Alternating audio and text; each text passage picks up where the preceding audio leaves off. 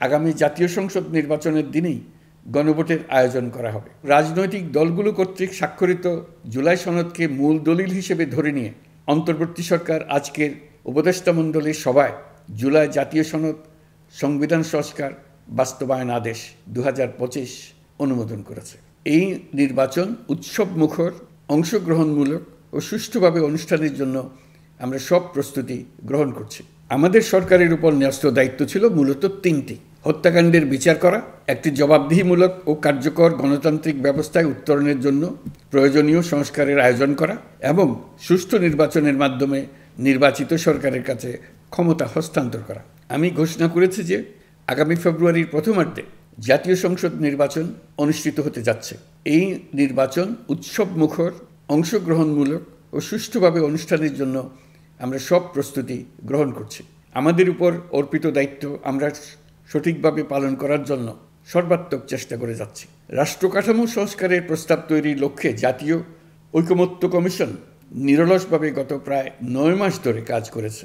রাজনৈতিক দলগুলো কমিশন কর্তৃক উত্থাপিত বিভিন্ন সংস্কার প্রস্তাব নিয়ে যুক্তিতর্ক উপস্থাপন করেছেন। মতের পার্থক্য থাকলেও তা কমিয়ে আনার চেষ্টা করেছেন। অনেক বিষয়ে ঐকমত্যে আসতে পেরেছেন। কাজেই রাজনৈতিক দলগুলোর প্রকাশ্য বক্তব্য যতখানি পরস্পর বিরোধী অবস্থানে আছে বলে মনে হয়, জুলাই সনদ সঠিকভাবে বিশ্লেষণ করলে ততখানি মত পার্থক্য দেখা যায় না। এটি আমাদের অনন্য অর্জন। এতে জাতি এগিয়ে যেতে সাহসী হয়। এসব বিবেচনায় রেখে এবং রাজনৈতিক দলগুলো কর্তৃক স্বাক্ষরিত জুলাই সনদকে মূল দলিল হিসেবে ধরে নিয়ে অন্তর্বর্তী সরকার আজকের উপদেষ্টামণ্ডলীর সভায় জুলাই জাতীয় সনদ সংবিধান সংস্কার বাস্তবায়ন আদেশ 2025 অনুমোদন করেছে। প্রয়োজনীয় স্বাক্ষর শেষে এটি ইতিমধ্যে গেজেট নোটিফিকেশন করার পর্যায়ে পৌঁছে গেছে। জুলাই সনদ বাস্তবায়নের লক্ষ্যে এই আদেশে আমরা গুরুত্বপূর্ণ কিছু বিধান গ্রহণ করেছি।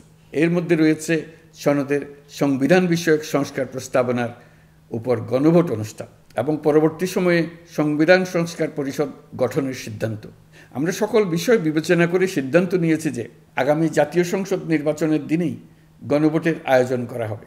জাতীয় নির্বাচনের মতো গণভোটও ফেব্রুয়ারির প্রথমার্ধে একই দিনে অনুষ্ঠিত হবে। এতে সংস্কারের লক্ষ্য কোনোভাবে বাধাগ্রস্ত হবে না। নির্বাচন আরও উৎসবমুখর ও সাশ্রয়ী হবে।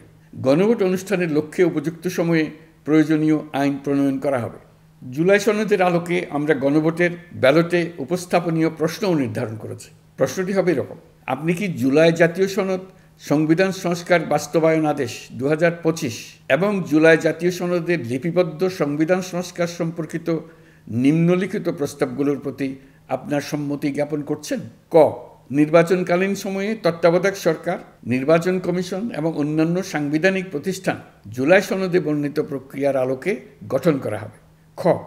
আগামী সংসদ হবে 2 কক্ষ বিশিষ্ট।